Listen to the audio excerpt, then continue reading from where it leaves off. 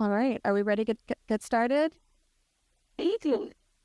Well, hello, everybody, and welcome to Ethnic Arts and the Arts Economic Ecosystem.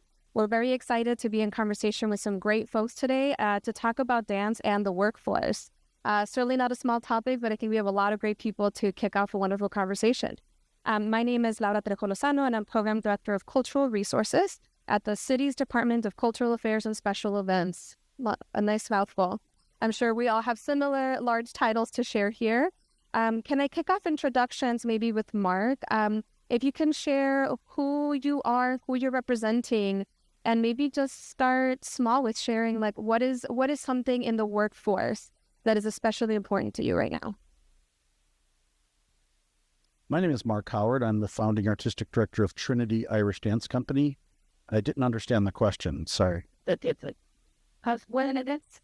When I say workforce, and when you're thinking about your own dance company, what is something that is especially important to you right now? Taking care of dancers. Great. Hi, I'm Wade Schaaf. I'm the founding artistic director of Chicago Repertory Ballet. And along a similar lines, I'm very concerned with equitably supporting dancers and artists within my organization and passionate about that in our community. Hi, everyone. Kellee Edusei, Executive Director of Dance USA.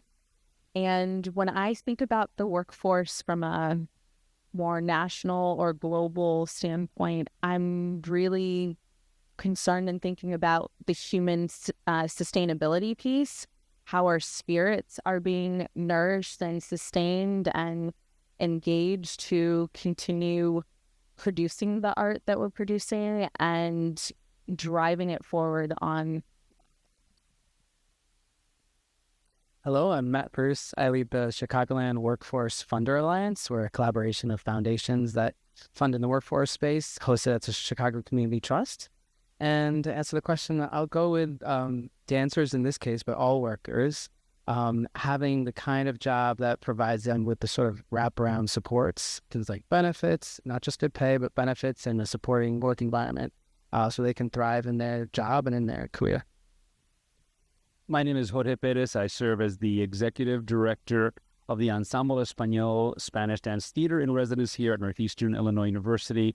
I'm also the board president for C Chicago Dance Organization. And I think after 48 years, we definitely would love to, as our celebration for our 50th comes about sustainability, is to have a workforce of full-time dancers with benefits. Right now we have 4. How lovely to have of the 16 at least a dozen by, a couple more years. And I think also spreading the love and passion of the art form, which means getting more tours throughout the nation and internationally.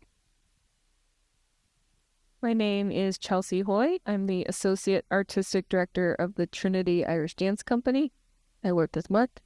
And something that's really important to me right now, specifically in this moment, is to be able to have an administrative structure to support what we do, and inside of the dance world to be able to choose sustainability and quality of life at the same time.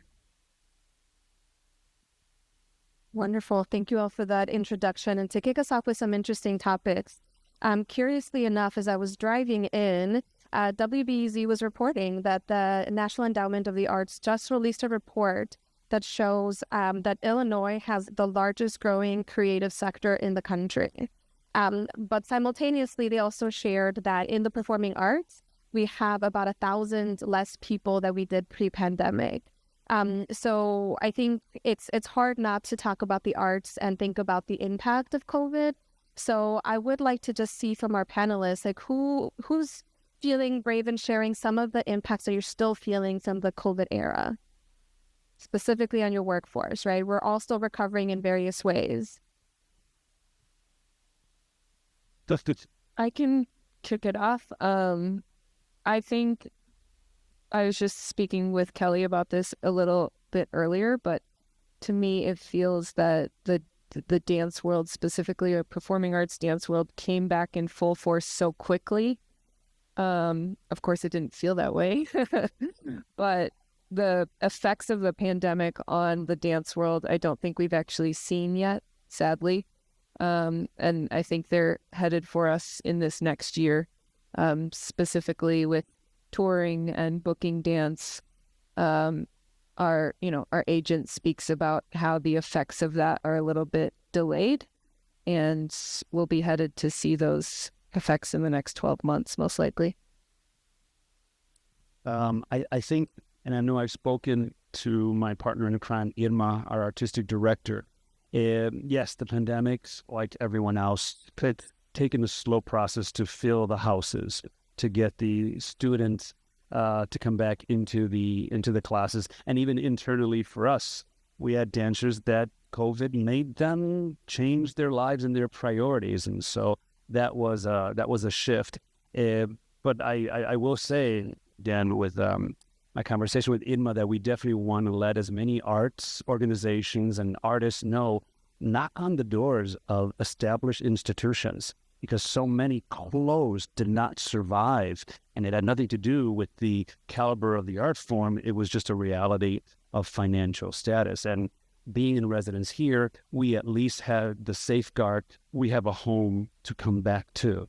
And so it's like, oh, we definitely have to let artists know that knock on those doors of civic center. It doesn't have to be universities, civic centers and so forth, to sort of help that community and help your art continue to survive.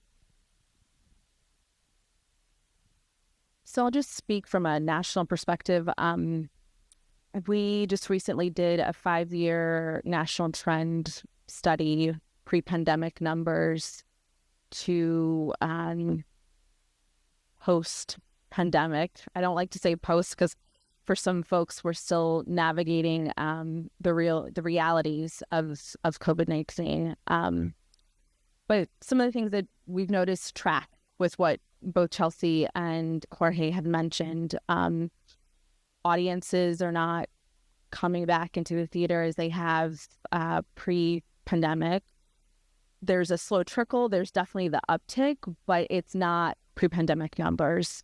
Inflation is really out of whack, and that's driving the cost of companies to be able to tour or to produce the art. It's also driving the ability to be able to pay and compensate artists as well as administrators when the need is so great.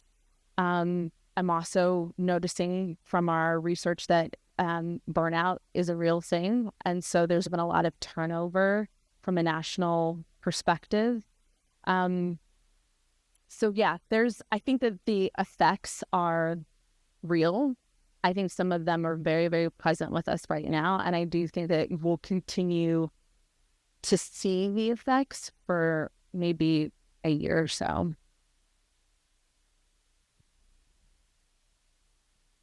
The pandemic definitely has left a scar. I think we feel it in all of the ways that you've shared. There was also, I would say, maybe a brief moment during the pandemic where folks had a lot more attention on self-care.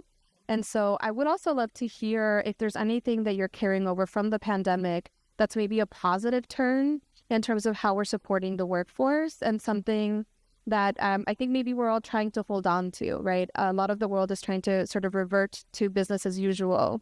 But what has changed that you're trying to hold on to in support of dancers? I'll just jump in and then quickly pass you away. One thing I actually have noticed is more honest conversations. People really, instead of saying how are you? And that sort of natural, oh, I'm doing great. It's no. Let's slow down. I really want to know, how are you doing and what do you need today? Or what do you need to thrive in this role or thrive in whatever situation that you may be in? So there seems to be a level of greater empathy or an opening to really connecting more on a human-to-human level, because we all know stuff. So we need each other. Just to piggyback on that, so in my opinion, yes, the COVID-19 pandemic made people focus on self-care, but also the Black Lives Matter movement that is hand in hand with what happened during COVID-19. All of our attention was turned on to that. I think brought a lot of people's perspective into, well, how are we doing what we're doing? Something that became very apparent to me is figuring out how to decolonize my art form in trying to look at producing ballet in a decolonized way. And that's been a very interesting process to engage with. So an effect that we've had is kind of along the same lines of what you're talking about, is having more open conversations and trying to run an organization from a community standpoint where everybody in the organization can have their voices heard about any given situation. And me as a director kind of turning around the decision-making process as often as I can to dancers and board members and everyone to hear community voice, rather than me dictating constantly every last decision, which is more of a colonized mindset about producing work. So I would say that's a very positive effect from the pandemic. One positive effect I've seen, Chelsea and I have watched young dancers work out their feelings, sort of pushed to do so, not knowing where to place anger, and then sorting through those who dance is like oxygen to them versus those that were sort of posing, as serious artists. So the strongest are still standing, so to speak. It has challenged us in that way. One of the things I just wanted to point out, I think that sometimes people forget that artists are very, very vulnerable and are so much in love with what they do that they won't look out for themselves, so to speak. And the way, an analogy maybe I could give is, a musical act, or, back in the day, whether it's Motown or it's California, the artists aren't really going to try to work out the record deals. They're going to get taken advantage of. It takes a David Geffen, to make sure that doesn't happen. So the administrative side of dance, the arts admin side, the philanthropic side, you have to recognize that another analogy, that your dog is suffering, the dog's going to keep doing what the dog does, I don't know how to put into words what I see from these artists, but they'll do this in the middle of the street without a roof on their head. It's up to kind of others to say, hey, they need a roof over their head. They're never going to advocate for that. They might for a moment. I'm sitting here right now, so is Chelsea, so are you. But as soon as I get off the stage, I'm going to go back and create something, with other knuckleheads, So essential knuckleheads that,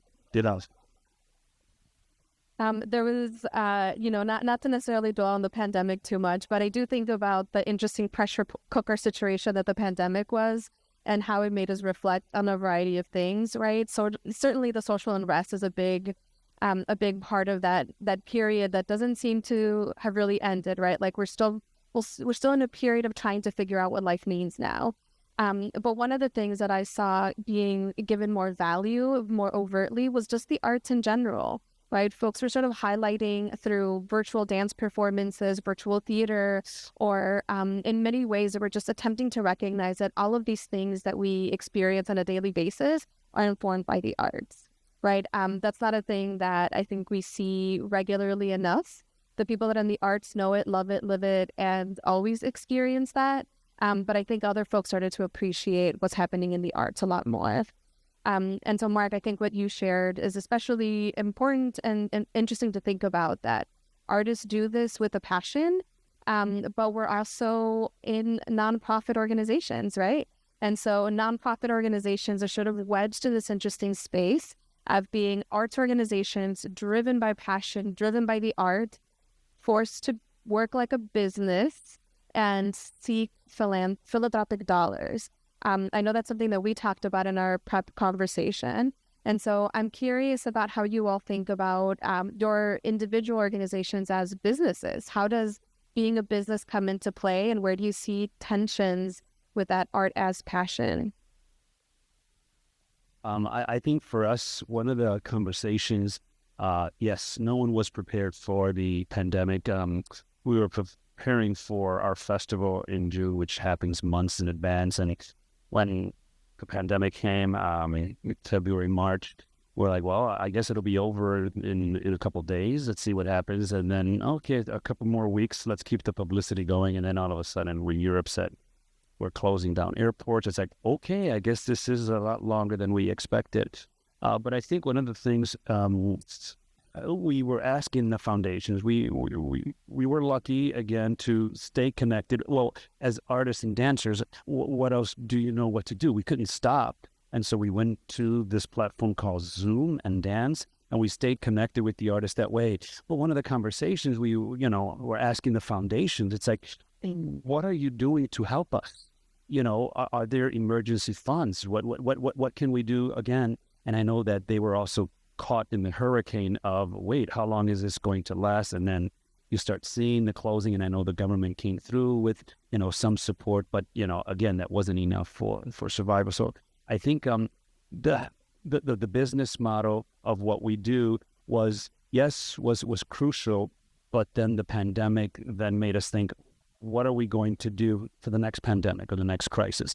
And so, yes, we're talking now about endowments, making sure that there's reserve funds, cash. I mean, not that we weren't thinking about that before, but I think it came to the forefront in order to have the business run. And I know we've been balancing arte and business. It's not a corporation per se.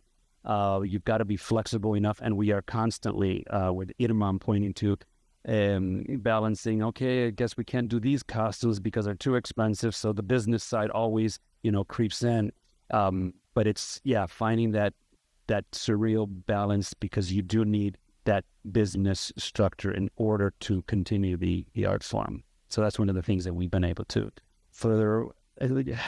Hired an HR company. I know we were talking about, what our needs are, what your needs are. HR company, we hired an accounting firm. We have a payroll company. So Irma and I aren't writing checks through Kim. It's like, all right. So I think, that's important in finding that balance to help business part of your company. I think it helps me to think about the art as one wing of the business, and not that the business end and the art end are at odds with one another. But it's really helpful to think about the business end as the supporting actor for the art end of the company. And so, the more I can grow and nurture the business end of the organization, the more the art end of the organization will be supported, and the product that we put out can get better and better. We can do more and more. And so, in some ways, I have to think really positively about the business end. And as a person who does not have a business background per se, I went to school for theater and dance. It's been a really fun process figuring out how to grow and nurture something that isn't necessarily my world, but is now my world. Or in the past, historically, has not been my world, but is now my world. Because if I can figure this thing out, then this thing that I'm so passionate about can get better and better and more exciting. So I like to think about them as happy friends rather than at odds with one another.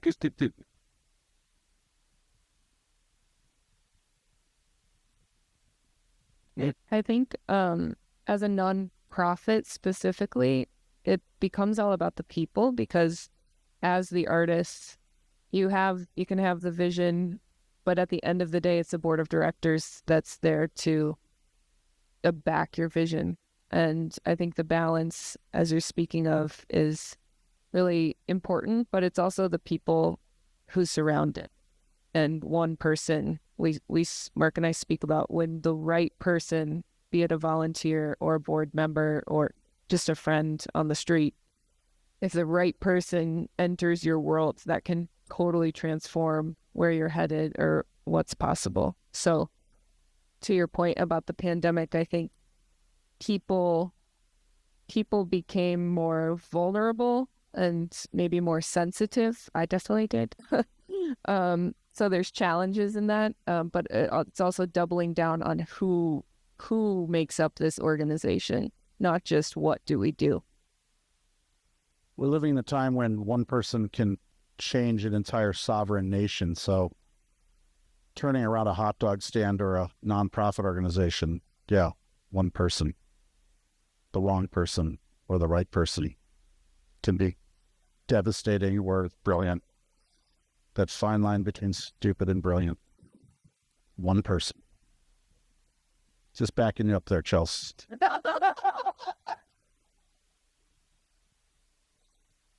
Jorge, you mentioned all the different kinds of like external expertise that you've had to bring in. I am curious to hear from each of you. What is a surprising task that you've taken on in your art organizations that you never thought you would be doing? I know I can share from my end that I have been much more familiar with contracts and legal language than I ever expected as a studio art major as an undergrad.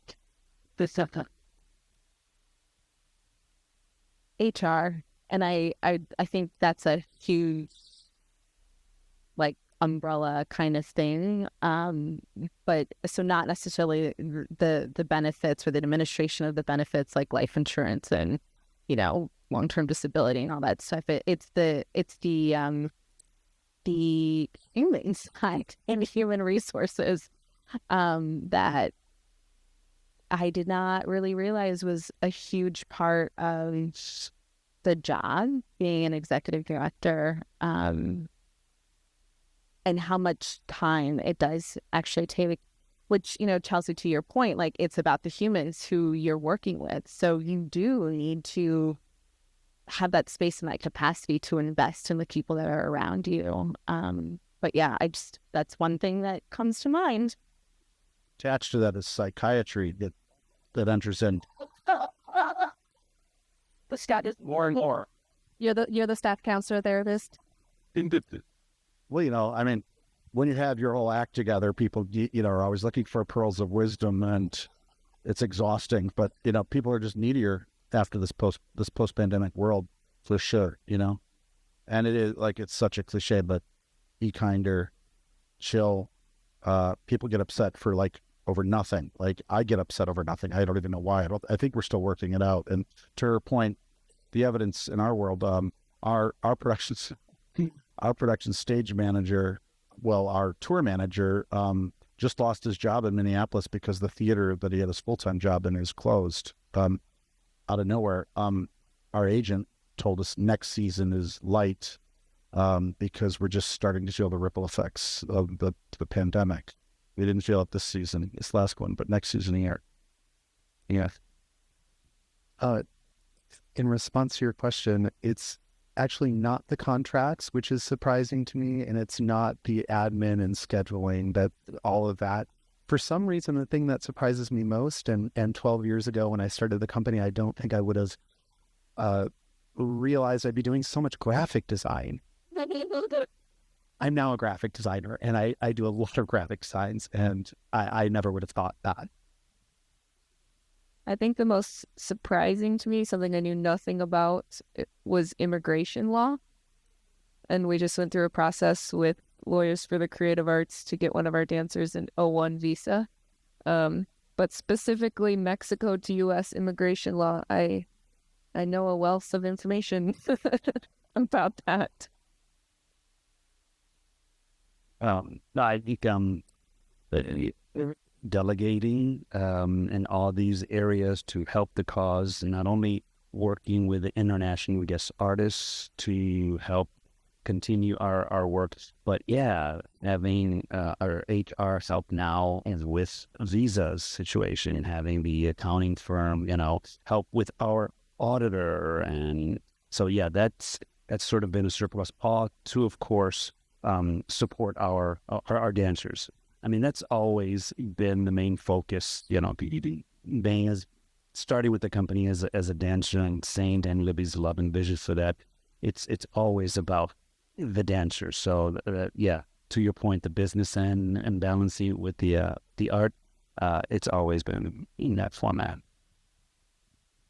Matthew, I know your work is a little bit different and not directly in the creative space, but is there anything that's surprising to you that is maybe just a frequent topic when you're just in conversations about the workforce, something that's unexpected?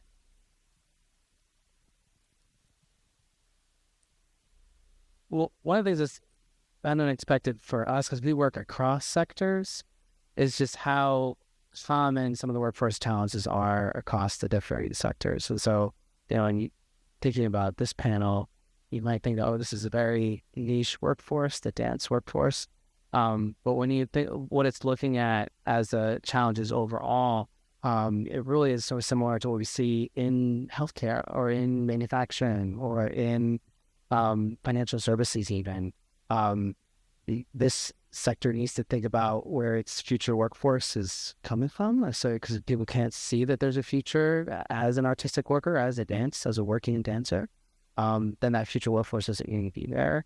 It really needs to think about its pipeline, so how it's sort of like directly hiring from, where are those sources coming from, hence the conversation about immigrants and immigrant workforce.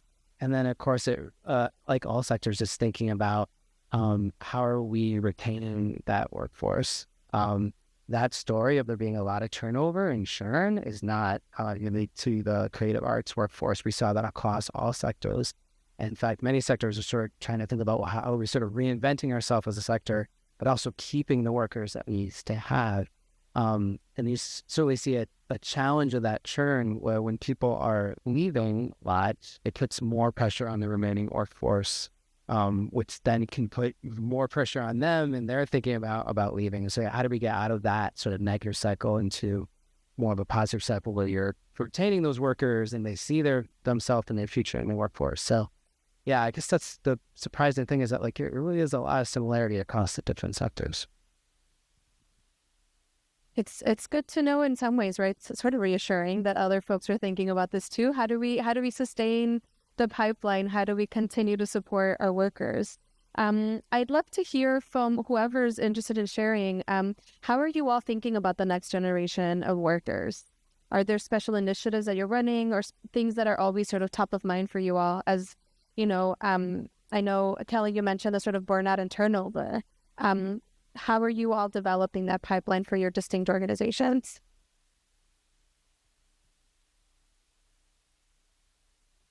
Well, I know that our board chair, former university president Sami Harju-Steinberg, has joined us to get us through our 50th anniversary. And she came to us with two propositions. She said, I would join your board to get you through the 50th in two conditions. And let's hear them. And one of them was, we definitely want to make it an anniversary of gratitude, because without the past dancers, teachers, choreographers, sponsors, donors, you wouldn't be celebrating 50 years. We're like, okay, what's your second proposition? And she says, I want the Ensemble Español to have a structure for the next 50 years, for the next generation beyond you and Irma. And so right now we're actually in the planning stages of what that looks like.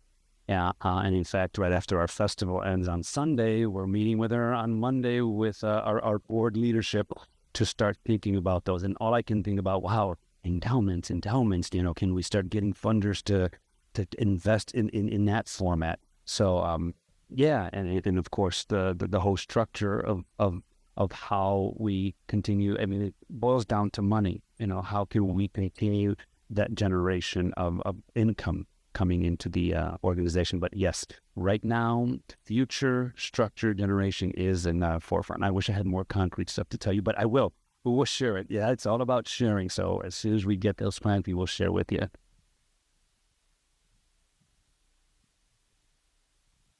We are auditioning dancers currently. So we just had a 19-year-old dancer come in to rehearsal last weekend.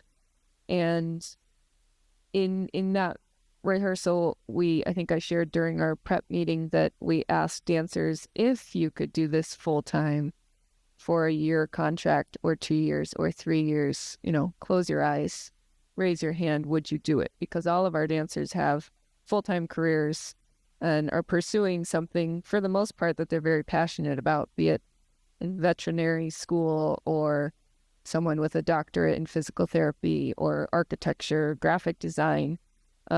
And it was surprising to me how many people who do have other careers that are sustaining them or will sustain them would drop everything and dance. Dancers are a fragile entity. It doesn't last forever. Our bodies change. So it's a dream. There's no structure behind it right now, but to be able to sustain dancers or a small core group of dancers to make this their full time, at least for a moment in time, that's what I would hope for the future generation. Well, I don't know if we're supposed to go off on tangents, but it really is all about really the audience development or the audience, or how do you, and I know this is about ethnic dance, right? This panel. So how do you cross out, how do you create that energy? I mean, we're all witnessing this Caitlin Clark thing, all of the conversations around that, until the attendance goes up. You know, the players aren't going to get paid what they should get paid, and people might not see the WNBA as a career or administratively inside the WNBA. Now they would.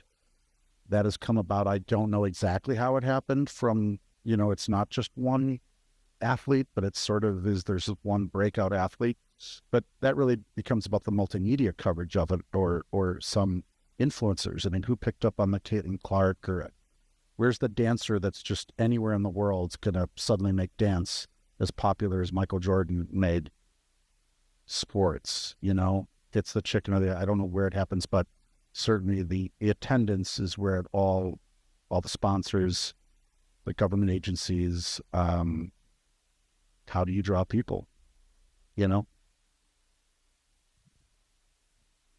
Trinity Dance also has a pretty robust schools program, right? A schools-based program. So I'm also just curious about how you all fit into the arts education space. And I imagine for a lot of folks it ends up feeling like an earned revenue model, but it's also a part of this pipeline development. So I'd just love to hear more about how you all think about school or education-based programs.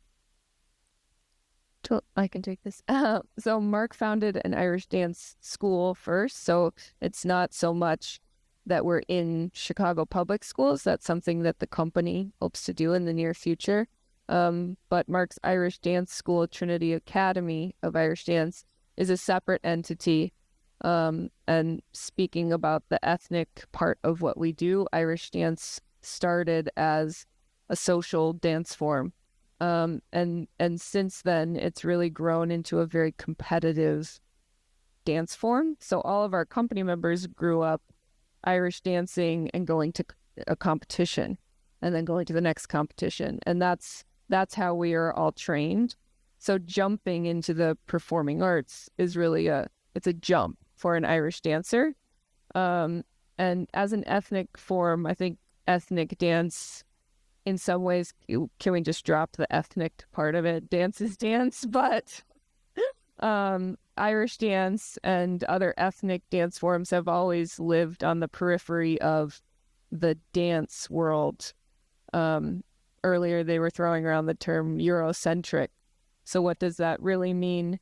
But in terms of the model, Kellee and I were speaking about it a little bit. At Trinity, there's a separate school, and a dance school, you know, even though they have a lot of students, a lot of locations, it's to scale. So a dance school is struggling just like any other dance school post-pandemic. So our model is that they run separately, but of course, Mark built one of the biggest Irish dance schools in the world at one point, and it's making sure that this ethnic form continues on and is not relegated to ethnicity actually at all. Irish dances. I'm Norwegian, so That's always a... Okay, you're fired. I've never heard that before. How many thousands heard that? It's this 30. I am actually very passionate about dancers, especially developing dancers who are in their early teens that may not have a lot of access to professional companies. And even if it's just because they live in a place where they live, I don't want to say the suburbs, but they live out in the suburbs, and maybe like it's not a culture where they live to go into the city and see a professional dance company, or maybe they just go to competitions, and that's their entry point or access to dance. So Chicago Repertory Ballet has a youth ensemble, and they do perform at times with the main company. And I'm even working on building and expanding that program so that dancers who are in this age range can have opportunities to perform with a professional company. And I think it gives them a really good look into, oh, this is very different from how dance works at my studio. This is what dance may look like if I want to go into dance as a career. And it can give dancers kind of a snapshot into, is this for me or not? So it's not even about the training or the expansion of their skills, but it's more about a vantage points for dancers that are in their teens to like really see if that's something for them. Well, one thing I wanted to add is that we don't make the connection up between like the content area of education, in this case arts education, and then the extension to the career education piece. So there's a lot of arts exposure, field trips, and where maybe we do camps or they do these activities, whether it's in science or the arts. But then when does that young person actually have the conversation where they talk about the real pathway from where they are in middle school or high school to then someone in that field? So that's something we need to do in general, like across sectors, but certainly in the arts, because I think it's just a huge black box of like, oh, okay, somewhere along the line you learned how to be a dancer, and now you're making it as a dancer, or you are a professional. And it's very rare that actually that conversation happens to understand how you actually make that journey. So similar to Matthew, Dance USA is a bit positioned differently on this panel. We're not Dance USA is not a art making entity. We're a national service organization or association, however you want to think of us. But what you're saying, Matthew, and what you just offered, Lee, is inspiring me to just share a bit more about some of the thinking that I'm having related to the pipeline, and thinking when I was in middle school and high school and in college and dancing, I could not articulate what a possible career in the dance ecosystem could be, because I did not know, and I did not come from a family who was in that space and could, translate it for me. So I think that there's something there in terms of what is the pathway to go from high school student who is passionate and proficient at dance to either continue to be a performer or to be an administrator, path that you've chosen. But I'm thinking a lot about like, where is Dance USA's space in supporting students who are in college, who are in undergrad and doing dance programs, and just thinking about the tools in which they may need for the future to fortify themselves to be the change makers that we need in the future. The game is changing. I mean, it's changed. I mean, I think that COVID really upended a lot of stuff. And so the question is, are the leaders that are being grown right now, are they going to be ready? Are they ready to be the future leaders?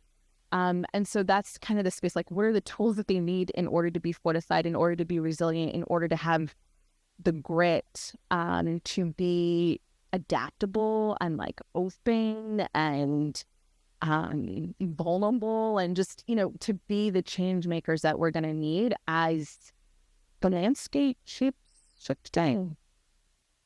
Yeah, I think for me, ensemble education is key. Our beloved founder founded the youth company back in 1985, so they'll be celebrating their 40th anniversary next season. She saw that need. We're not in Spain, so when we have an audition, we need a dancer that has Escuela Bolera, Ballet Español, folkloric, and flamenco. It's So she had this vision of starting them young. At Frederick Funson School in Humboldt Park, we started the program with starting at the age of 10 10 to about you or 17 or 18 would automatically then go into the company, or at least offer them those tools in the training that they can go if they don't want to eventually be in the company, or there is no audition space that 1 year, they can at least have, take these skills.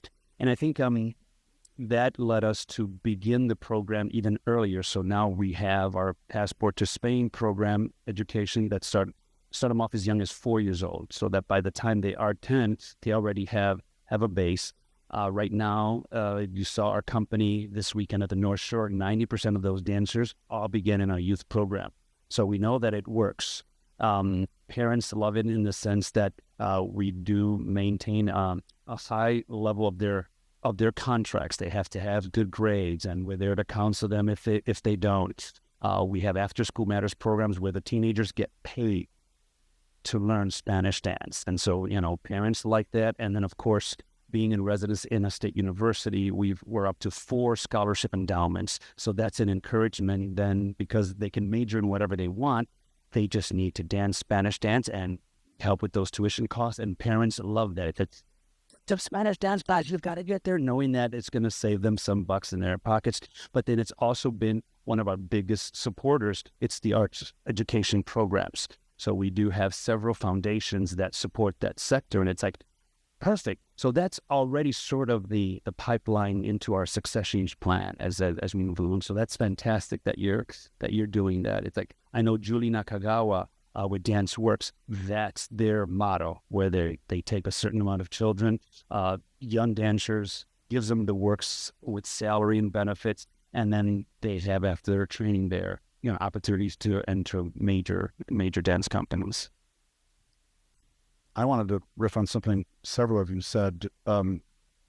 My bad joke with Chelsea, actually, I'd be thinking about, there is nothing, she is not a Celt, she's more Viking, right? And 1,000 years ago, that wouldn't have been good. But today it's brilliant, because the inclusiveness is what's really allowing what we're calling ethnic dance. And I don't like that term either. I didn't like it when I was a young choreographer, and the Illinois Arts Council relegated what I was doing and what like Muntu was doing to ethnic dance. I didn't understand how the high art of, some country in Africa wasn't seen on the same level as something, in Paris. And it didn't make any sense to me then. It doesn't make sense now. But what does make sense is that to TV, film, just general culture, these are mainstream things that have permeated, classical, ballet, contemporary dance, and there's crossover into other things. But, ethnic dance, quite honestly,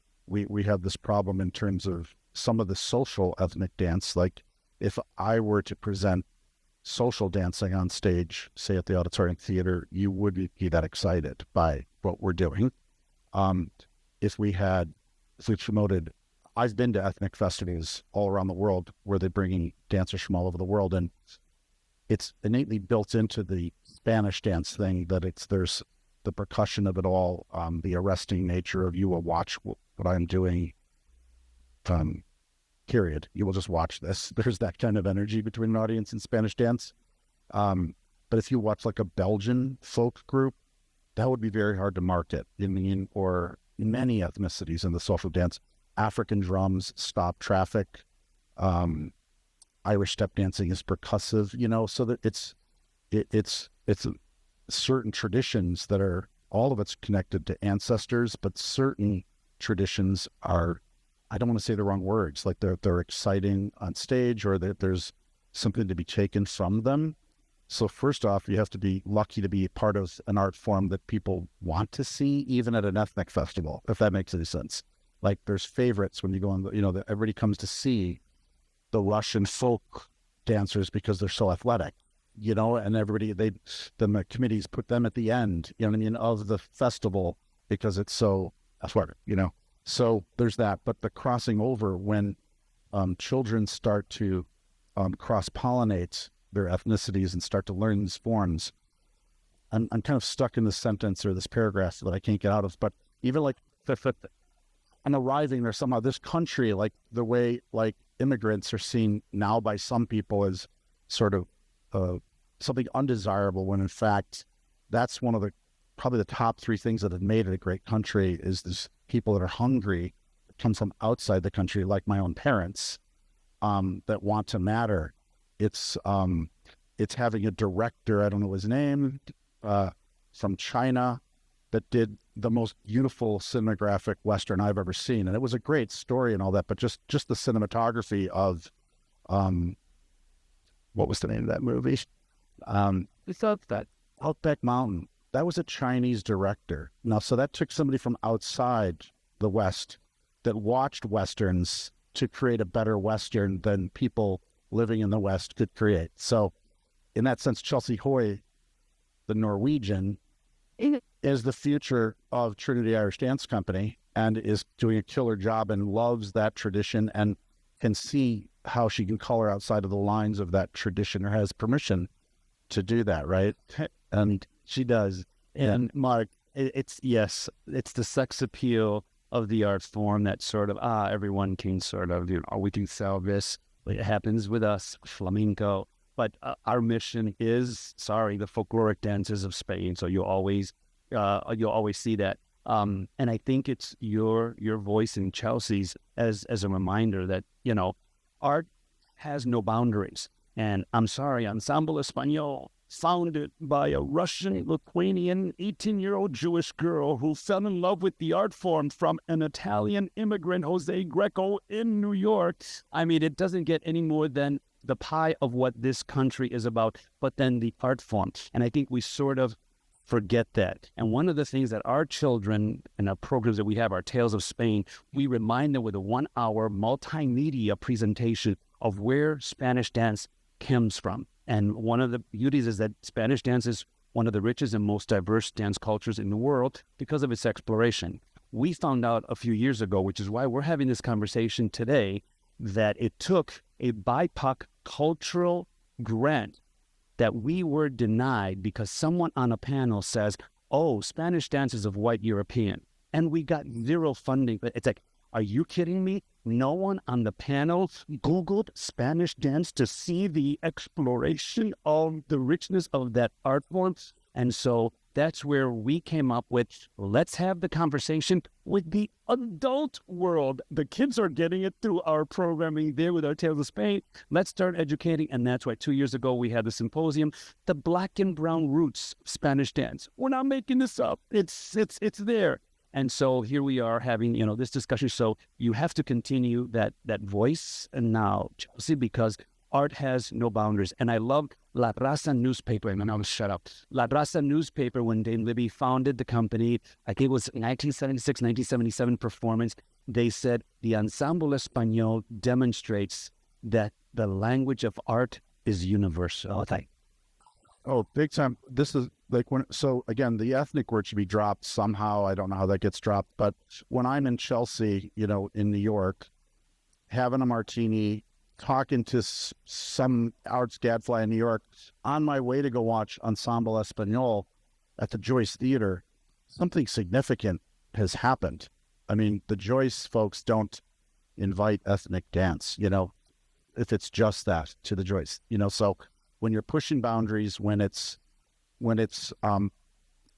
provokes and inspires, and isn't just something that's rooted and repeated like in an idyllic way that the ancestors did it, but comes up short of if I see one more ethnic dance form done in a America's Got Talent sort of Springtime for Hitler in Germany sort of way, it's making tons of money, right? But it's diluting the ancestors to be turning in their graves. So it's that fine balance to, the right voice in the performing arts. I just think the industry needs to be aware that other things that we're bored with can now be sort of peppered with Spanish dance or African dance or Irish dance. It's time, right? Yeah. Thankfully, also share that I, as a young girl in Mexico, had Ballet Folklórico was one of the first art forms I ever learned, right? The reach is certainly pretty wide. We've been talking about this very challenging term of ethnic art or ethnic dance. How do you all best describe all of the types of influences? What is your preferred language for talking about where you're drawing from?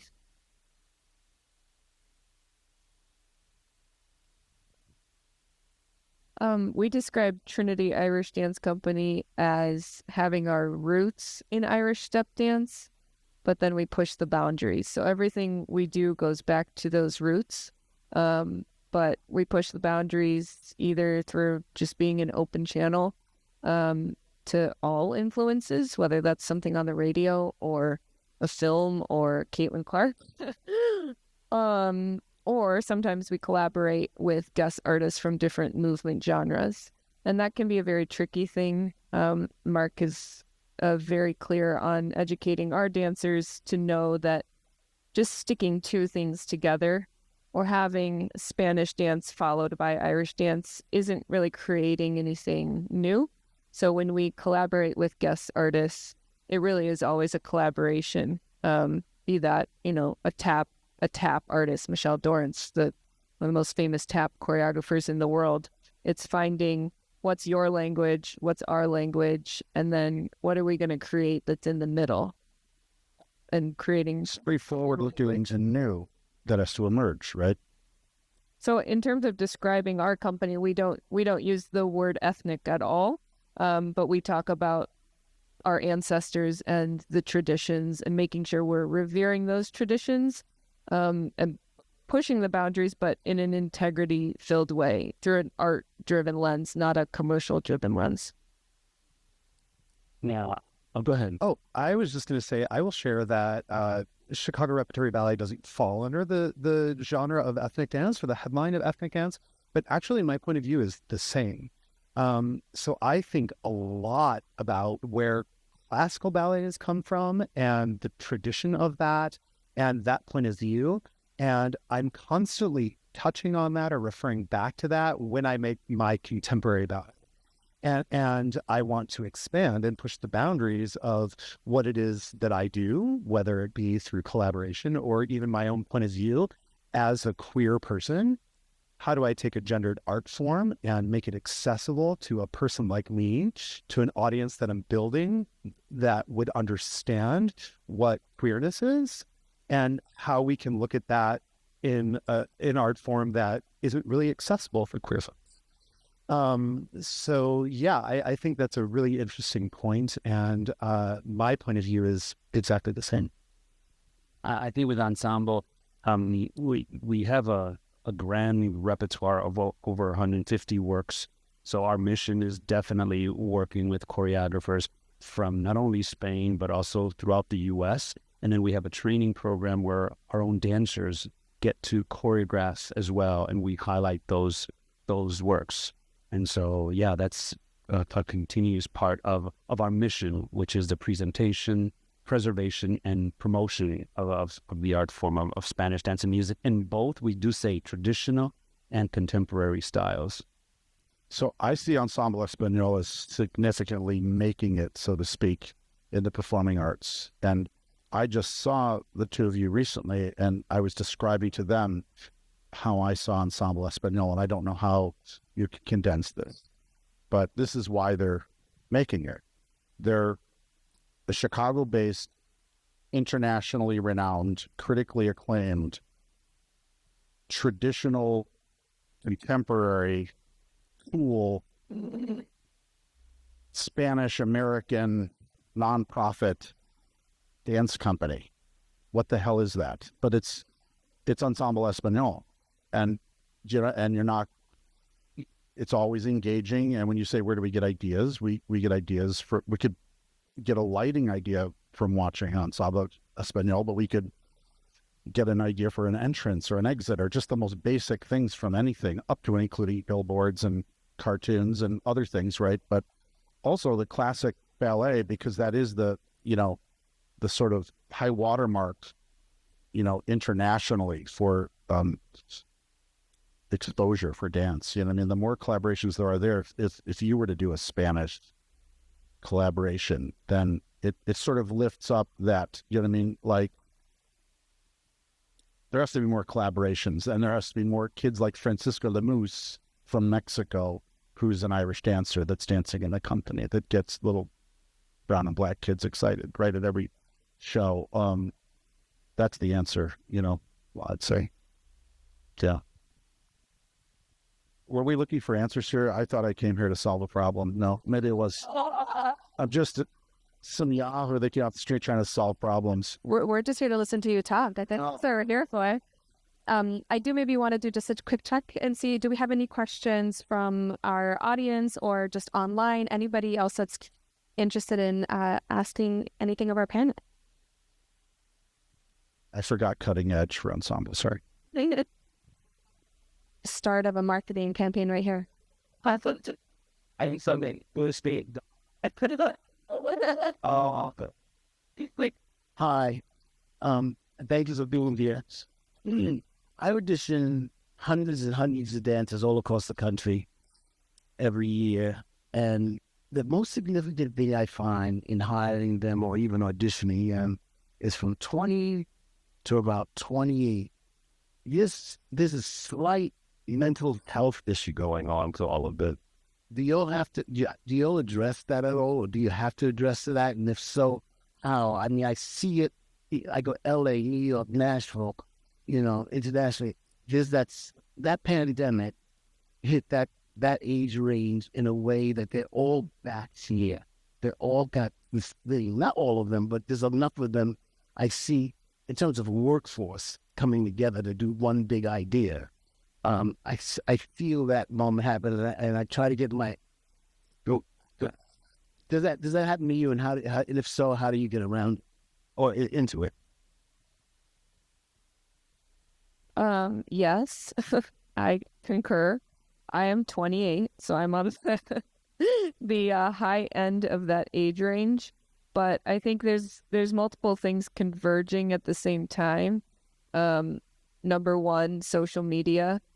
And luckily, I was born, in the year just before, so I kind of escaped social media running my life as a young girl specifically.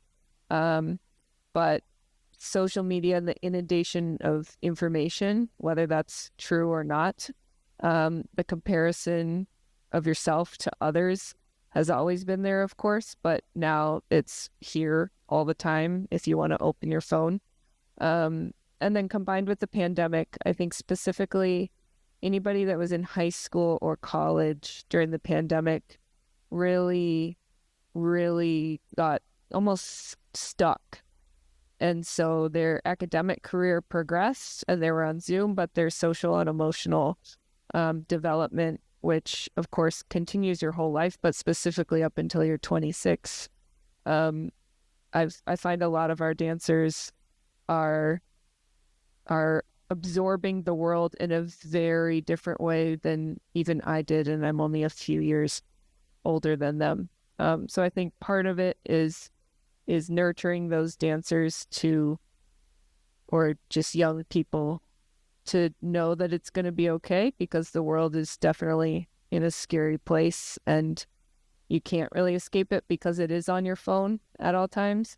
And then on the flip side, it's also adjusting the structures that we have in place and how we operate to meet people where we're at, but not in a sense that it's enabling some of the I don't want to say behavior, but the way of thinking. Yeah, I wanted to say real quickly that I have come up against a lot of it. That's why I brought it up. And I've been happy to tell artists that, what they do is so significant and magic, and because they have figured out that, life isn't about just the bottom line of how much you make, or the real madness is people that are shining a light on artists, kind of making them feel as though there's suicides waiting to happen, is just so wrong-headed. It's the opposite. Artists are rejecting the madness and trying to get people present in the moment and live our lives. And they're to be protected. I mean, this is a weird analogy, but I just saw something on social media with these beautiful puppies and dogs' faces and the soft music. And it said, in Hawaii, we don't own dogs. There are no dog owners.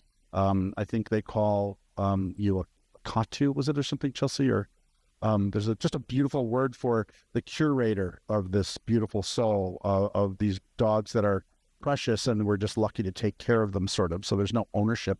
I see artists in that way as extremely vulnerable. So they suffered more in the pandemic. They feel things more, and there's more insecurities there, but they're more powerful than the average human being, and definitely have their heads screwed on. And I think the support they get amongst the other dancers and the staff is really what's helping them. Dancing is actually what's helping them and creating the most, I will say, as a director and a human being, I'm a person with a lot of empathy. And so working with the artists that I work with, the pandemic was obviously very challenging for them. And there is a lot of this going on out there in the world. And a response in the recent past for me is to try to take care of everybody. And it's made me realize in the process of trying to constantly take care of everyone, that a certain disposition is necessary to be a professional performing artist. And unfortunately, that is a part of the picture. And while some dancers may have all the physical ability that they need to be a highly successful professional performing artist, they also have to have the right disposition. And that's something that you can't necessarily give someone, and that may not be something that you can offer someone through training. And so, artists have to have the resources to get mental health help.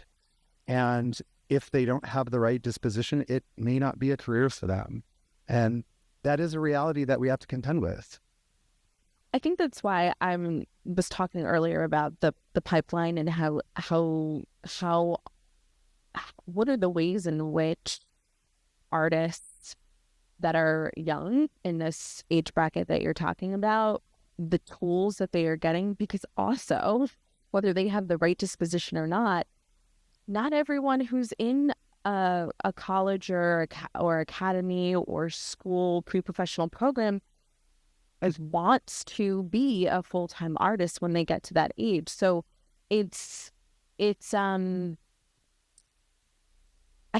I always feel like it's important to have choice and options. And so what are the options we're giving folks if one path that has at some point been deemed as the path or the way to success does not work out? And I think that may also feed into the challenges that we have around mental health right now, for anyone, truly.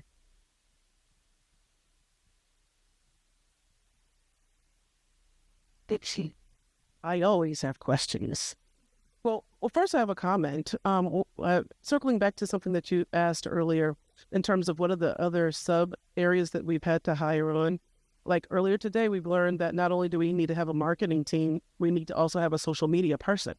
So now the specialties are getting even more specialized. So did we build out a wonderful sub team? Yeah. But now I got to go to Patricia and be like, I need you to hire somebody else, a Gen Z or somebody, so that we can just get our numbers up so that the advertisers will then listen to us. So it's things like that are happening. Things are getting more granular for organizations that are just on the precipice of trying to add on the necessary services to make us look business friendly. Things like HR. So with us, we've also now added a wellness plan. So that's a subcategory of the HR that we're getting into. We've always had legal, but now we have, specialists in contracts. I'm an attorney and I can manage the contract. I can't manage all the international stuff we got going on. So we now have a subcategory within that. So there's two of almost everything. So we're doubling down on the business stuff just to keep up. And that's not sustainable. So that's one thing I wanted to kind of add. The question that I have goes to what Kellee was mentioning before. What have you thought about, if anything, are some of the areas, we know the traditional routes being go to college, study real hard, 4 years, go out there, find you a company, join it, or start at 4 years old and join it. We see workforce development programs all across America that are being built for tech. You can come straight out of high school. There's a tree apprentice program out there. You take it for 3 months, they give you a job. Same thing with healthcare. Same thing with all these tech fields. Where are the workforce development programs for artists? What are that? Do you have any ideas how we can build them?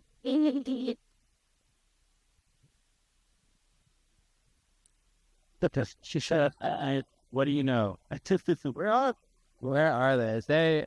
They're definitely needed. I mean, I think one of the challenges is in the creative arts, it doesn't lend itself to the same type of sort of hierarchical career pathway that you can say that you can have even in tech, but certainly in like healthcare. In the workforce development world, we love a sector like healthcare because the jobs are so defined.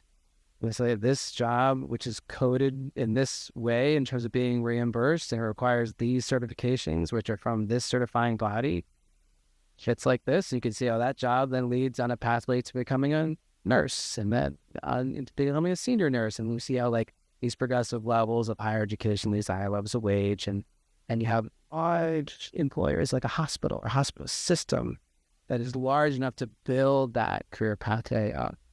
And one of the challenges in the creative arts is that because it's more of an ecosystem than it is just like a sector of very large employers. I think that's some of the work that needs to happen in terms of what do those career pathways look like, and then also how do they lead in and out of the sector. Because one of the things that we haven't talked about is how like the creative arts actually permeates other sectors. And really should have like transferable skills in and out of those sectors. We are sometimes seeing that as a weakness, that like, oh, in order to make the career in the arts, you actually have to have a career somewhere else. Well, actually, you're a strength in that sector. So, because you're able to bring your creative arts and those strengths, those transferable skills to marketing or to product development, how is that like a healthy back and forth with the creative arts? So I think that we need to sort of evolve our arts programs, which are more about like almost like a student activity or youth activity, into being more of a workforce program by embracing those transferable skills that like sort of can work in both worlds, both in the arts, performing or creating, as well as in other sectors where those talents are heavily needed.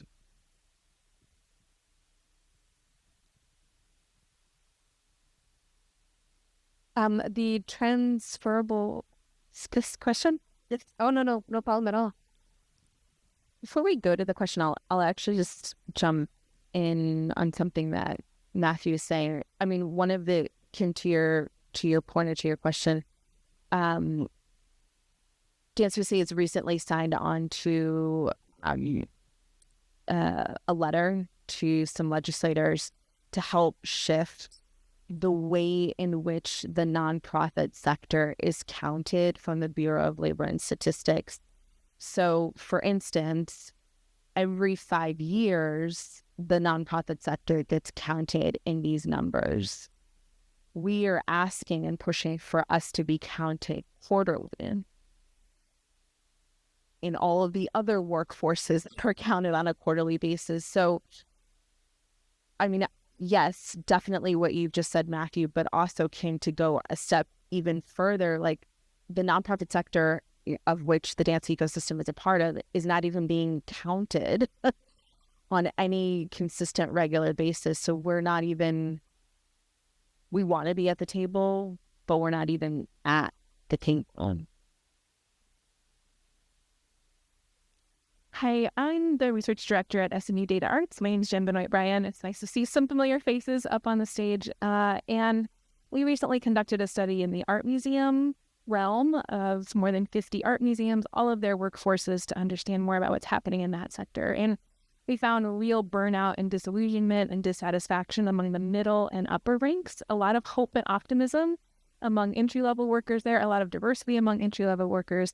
It made me wonder about what parallels you might see in the dance profession. I'm curious, too, about kind of what that burnout at the middle layers means for executive management and leadership in institutions and kind of planning for succession, given some of the retirements that may be coming soon. My own boss just retired, so it's very much on my own mind. I'm curious to hear your perspectives. I think we I think the dinosaur stuff is just that, and I'm not talking about museums, just the old school way of running some of the industry, and the 20-somethings or the early 30-somethings. I think there's a resilience that goes on there and different ways of seeing how one can put something together, and that alternative thinking doesn't exist as much at the higher levels. I've seen that in my industry, where clearly there's a new energy coming over, and it does have more empathy, and it is more inclusive, and it is less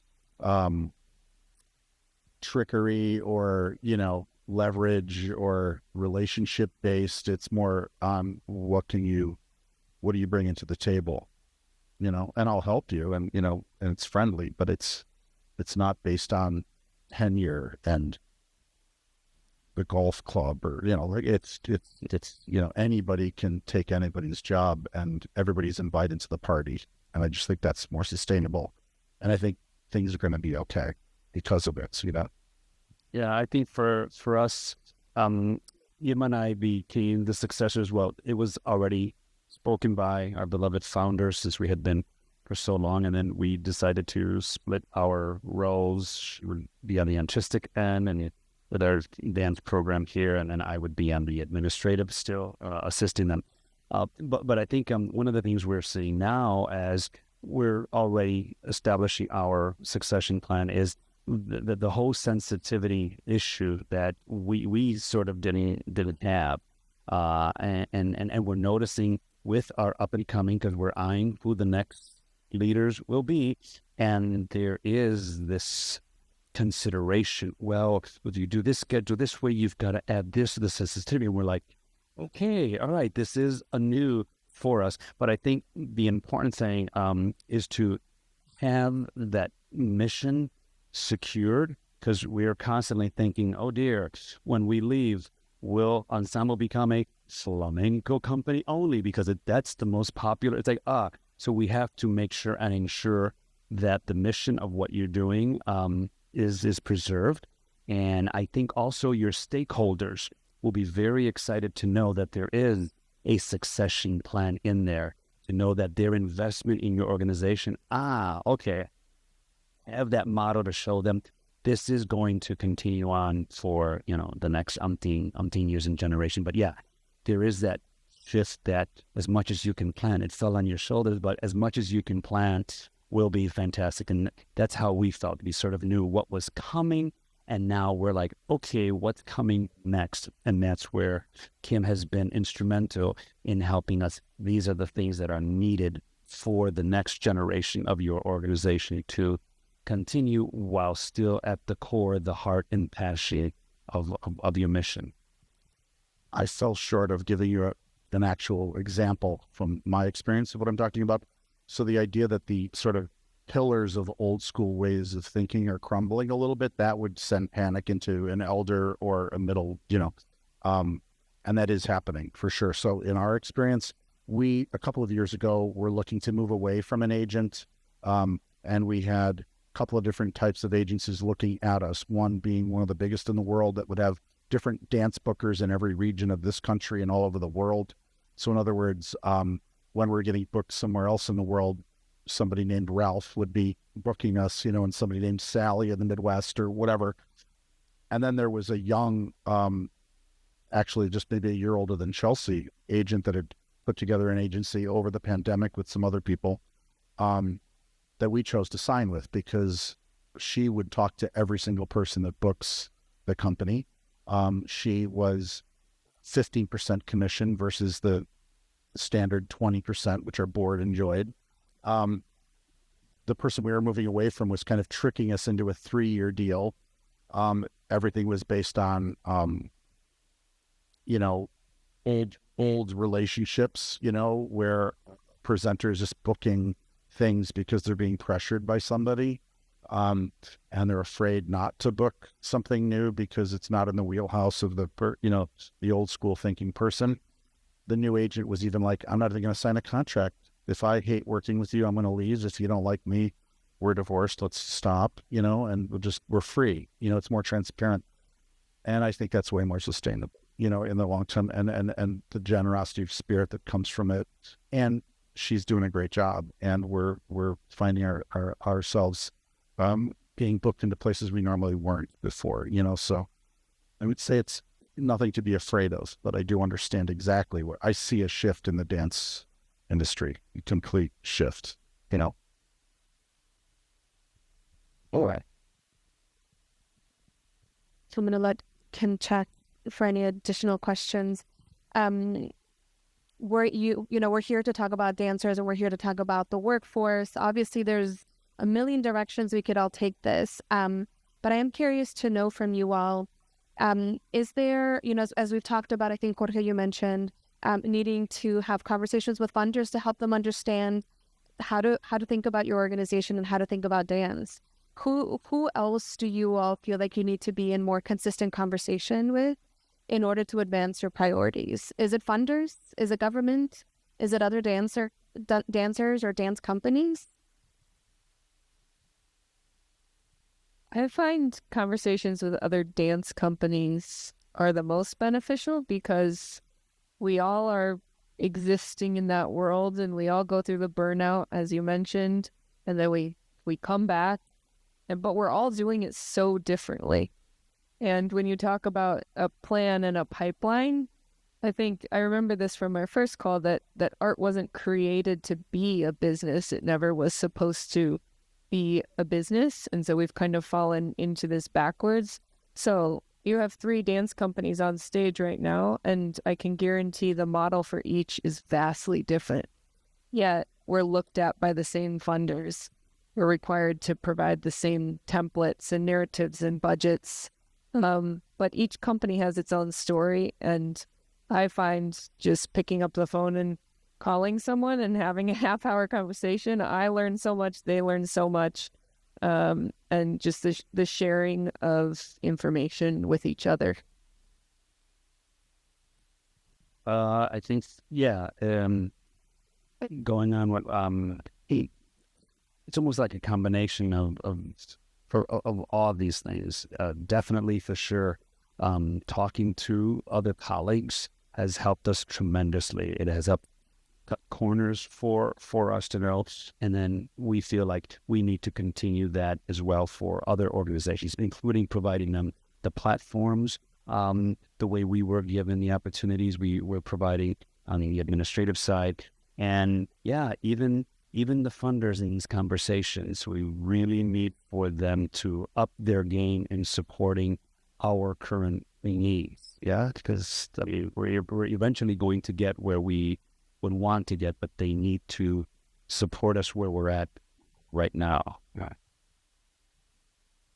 Yeah, I would second that. I've seen how foundations and philanthropy and other sectors have realized that, the kind of philanthropy we're trying to, so the kind of services we're trying to support with our philanthropy can't succeed in the way we want unless we're thinking about the workforce of that sector. So I've seen like human services funders come together, and now we have a human service workforce partnership to work on that because they share a workforce across human services. Similarly, in early childhood education, I feel like the funding world in creative arts is maybe just a step behind, but that's the opportunity, is for those foundations and funders to come together and sort of see, this is the challenges of this workforce are shared across many different employers, many across different grantees. And so they're not going to succeed individually unless we can help them as a sector to work on that shared workforce. So Matthew, I love that you said it's an opportunity. I think we should be talking to everybody. We should not be limiting ourselves. We should be talking to everyone. In one of our prep conversations, what really resonated with me, Lara, was when we were talking about the public funding from the government. And I had reflected on the fact that Dancers in a coalition with a lot of other performing arts organizations really pushed the door open on having the nonprofit sector at the table when it came time for PPP loans to be inclusive of the nonprofit sector, when SFOG was getting started, to include the nonprofit sector in it, because it was only going to be for the for-profit. And so we were so powerful. We are powerful. And I think that we have to continue ensuring our voice is at every table, and that if there's even an inkling of, is that space for me or is it not? Oh, that should be your intuition saying, get in that room because you need to be at that table. I think that with some of the other legislation that is coming down the pike and being able to, the ways in which traditional foundation funders are sort of shifting their perspectives, I think that the arts does need to also consider the way in which it's civically a part of a community. And so talking to your elected officials, especially right now as we are going into this, Peyton election year, now is the time to be making inroads and really speaking with those who you are going to be going to the polls and voting for, so that they're aware of you, they're aware of your concerns as an artist, but also as a person in a community, and the work that you're doing, so that when they are on Capitol Hill and a piece of legislation crosses their desk, that they're thinking twice about how they're voting and how their role, their job is to amplify your voice. So I think piggybacking on that and from the non-political point of view of that statement, I think connecting with community and building my own community is one of the most beneficial conversations that I can have, not only for building audience, not only for finding volunteers, not only for finding board members, but also we're looking at trying to exist within this capitalist society, and private business has money, and if you can build relationships and connect into getting support from private business, I think that can be extremely valuable. So for me, community, private business, presenters, and getting in front of presenters and having conversations, being known by them, these are all things that have really quick and direct financial and structural, I don't want to say ramifications, but effects on how the company runs. And I feel like those conversations are very valuable for us at this time. I have one online. Oh, go ahead. No, I have one online question, but you mentioned something that I wanted to kind of add value in terms of even the name of the conference and the theme of the conference.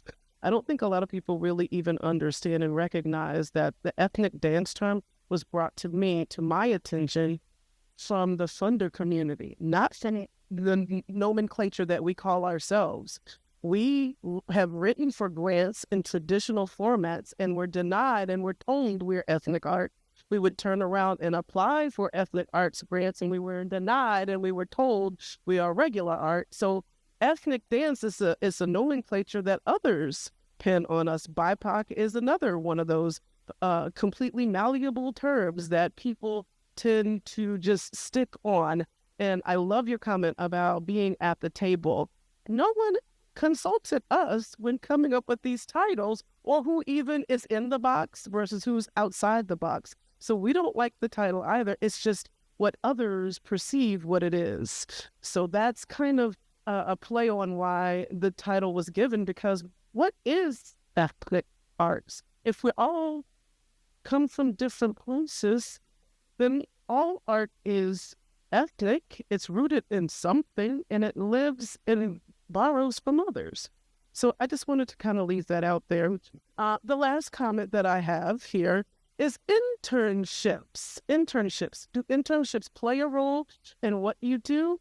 And if they do, how is it that internships do play a role, and can we improve upon that?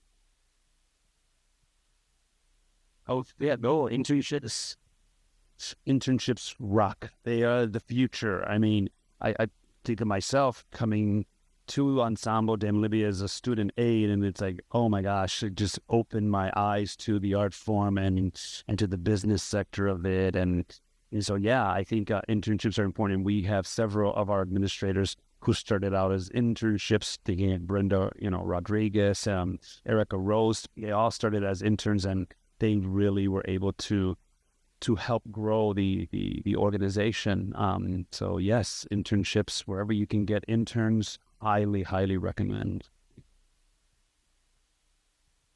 I know Illinois Arts Council has it used to be youth summer employment in the arts, but now it's changed to just youth employment in the arts.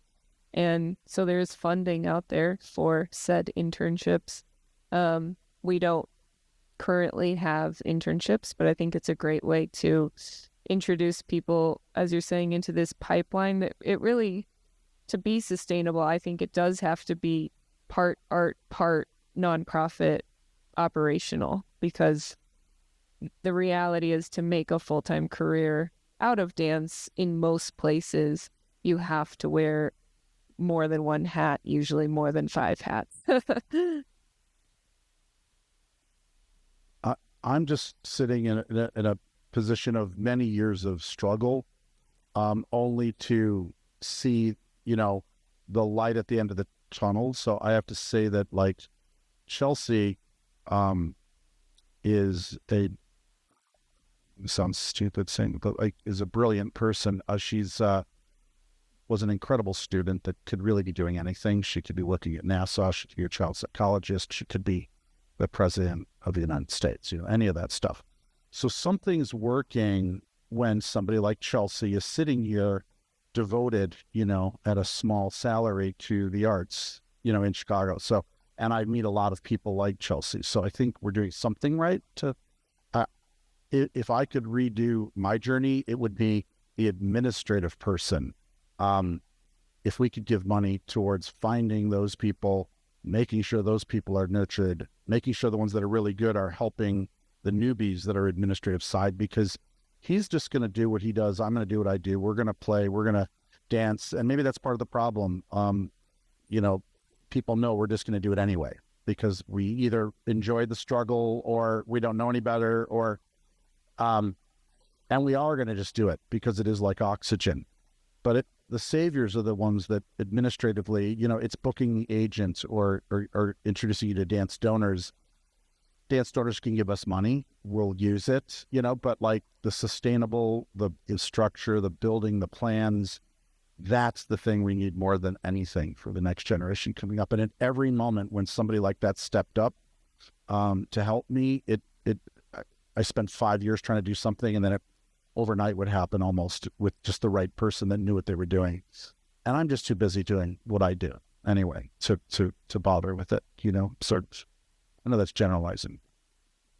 That's the key right there, the administrative folks.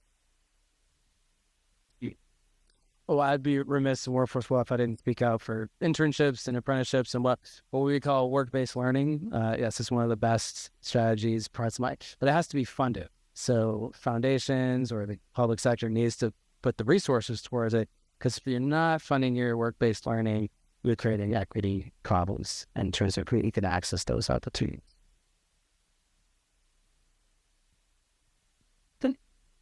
We're getting to the end of our time, so I want to make sure that we have a question to close us out. I don't know if Kim, you wanted to pitch one, or if you want me to. Go ahead, because I have a multitude and I have all their numbers and I will call them afterwards. And I hope that sort of extends to the rest of the audience as well, that if folks want to reach out to the panel, as you can tell, we have some really wonderfully smart, talented folks up here that I'm sure are excited to continue these conversations outside of the panel. I guess to close out, a big question, what is your big dream for the dance workforce?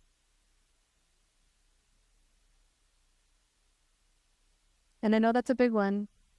Mm-hmm. I think I'll start when I answered your question at the beginning. I don't even remember what the question was at the beginning, but to be able to pursue what you love and be able to say, yes, this is sustainable, but also, yes, this is a good quality of life. And I think those two things are in conflict, not just in dance, but in the nonprofit arts sector. So that's a dream to make both of those things possible. I think for me, for the ensemble, I'd love for us to continue to do what we do on a full-time basis, have a full-time dance company, a full-time administrative staff, from marketing to PR, to obviously having a touring company as well. Our arts education outreach, we can have enough teachers full time. I see just dance on a full-time level where they can live off like any other corporate position. I'll keep my vision model of philanthropy. I would envision, foundations working together more closely, who fund in the dance art space, but generally the creative arts space, funding solutions together that, help collaboration across the employers in the creative economy. Maybe are things like shared benefits we were starting to talk about, or shared work on pipelines and those internships and things like that. There's probably strength in numbers both across the foundations funding these things and the organizations where this workforce lives. This is a big question, but I will say, I just want the field to thrive. And I know we need to probably define and be more specific about what thriving means, but it's that quality of life. It's the fact that we're not depleted, that we still have gas in the tank, to keep going and to create the art, and that the infrastructures are actually supportive of the humans who are doing the work. So that's what the thriving looks like, that we need to get there. We need to get there. I don't have anything new to add to the conversation.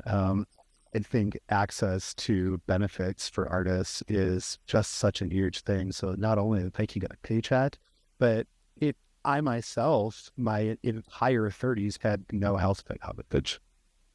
And so I was just like, let's not break my leg today. And the fact that I know that there are artists out there that are contending with that, I think that's so huge. It's such a scary, unstable way to live your life, not knowing if you get in a car accident, if you're going to have to pay on it as well. So I think that artists being able to live a life and practice their arts, I think that's just a... Well, I believe strongly that, the dance is a reflection of us as humans, and it's confusing to me whether, we need to keep it alive or whether it keeps us alive. But I definitely feel as though dance and the performing arts do have it together, that there isn't much to worry about, because I have no doubt that artists will just keep creating no matter what. I think there's other parts of the world that maybe need fixing, that aren't as in tune as the arts, and it would be nice if there was more funding and certainly more administrative help. The quality of life for artists is what you're really talking about, is trying to increase their quality of life. But if you don't increase their quality of life, they might have a better life than whoever you all are listening to this anyway. But certainly the arts do deserve everything, really, and I certainly hope there's more to come in terms of support. But if there isn't, we're all going to be hearing it. That's my message. Well, I'm not saying it's going to be good art or that you'll like it. It'll be good. We need money to make it good. You know what I'm saying? So we do need money. So philanthropy, governments, let's keep just investing in this community. I just want to say a big thank you to all of you. This has been a really great conversation. You all have such incredible perspective. So just thank you from the bottom of my heart. And I hope we can continue these conversations. Thank you, Mark, Wade, Kellee, Matthew, Jorge, Chelsea. Thank you.